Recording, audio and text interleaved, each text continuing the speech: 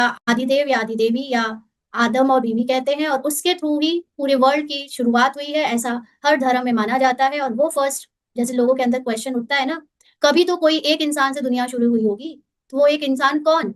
वो ब्रह्मा। तो दुनिया ब्रह्मा से कैसे शुरू हो सकती है? ब्रह्मा तो फिजिकल रोल है, और दुनिया में फिजिकल रोल में तो एक पुरुष और एक स्त्री चाहिए होती है।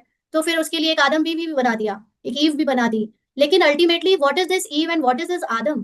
This is knowledge. नॉलेज की जब बॉडी के साथ सगाई होती है, बॉडी मतलब बॉडी में जो अपना मैं कहने वाला मन है, जब ये सगाई करता है तब उसकी फॉर्मेशन एज अ सूक्ष्म रीति इसको क्रिएशन स्टार्ट होती है, और वो ये समझता है कि पूरी दुनिया मेरे से क्रिएट हुई है। And that starting point is Brahma.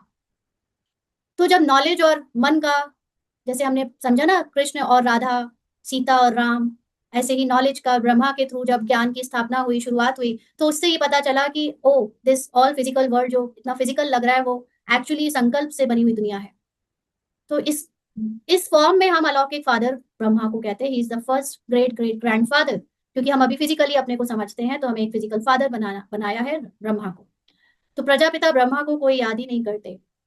Underline, जो जिस ब्रह्मा विष्णु शंकर की याद की जाती है, वो ये शरीर वाले ब्रह्मा नहीं है, दादा लेखराज वाले ब्रह्मा नहीं है। वो कॉन्शियसनेस वाले ब्रह्मा है, जो जो ज्ञान से ये मन लेकर अपनी अवस्था में फिर टिक कर क्रिएशन की स्टार्टिंग करता है, ये जानता है कि मेरे से क्रिएशन शुरू हुई। That is Brahma. उस वो सूक्ष्म में ब्रह्मा की पूजा या ब्रह्मा को माना जाता है। तो वह हमारा ग्रेट ग्रेट ग्रैंडफादर है। यह बुद्धि में नहीं आता है। कहते भी हैं आदिदेव एडम, परंतु कहने मात्र। मंदिरों में भी आदिदेव का चित्र है ना, तुम वहां जाएंगे तो समझ यादगार है। देखो, अब बाबा ने क्यों कहा कि तुम मंदिरों में देखोगे अगर आदिदेव को, तो ये समझोगे कि तुम्हारा यादगार है। वाई तुम्हारा? क्योंकि ब्रह्मा इस मेरे अंदर, मुझ मन में ही स्टार्टिंग पॉइंट ब्रह्मा की है।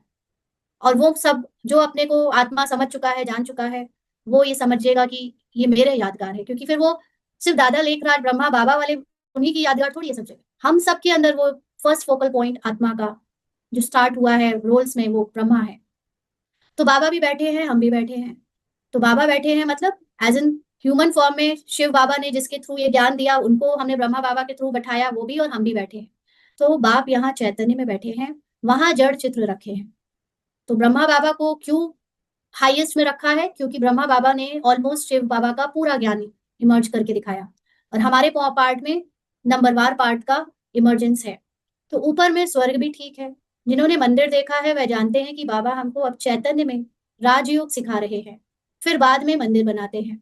यह स्मृति में आना चाहिए कि यह सब हमारे यादगार है। यह लक्ष्मी नारायण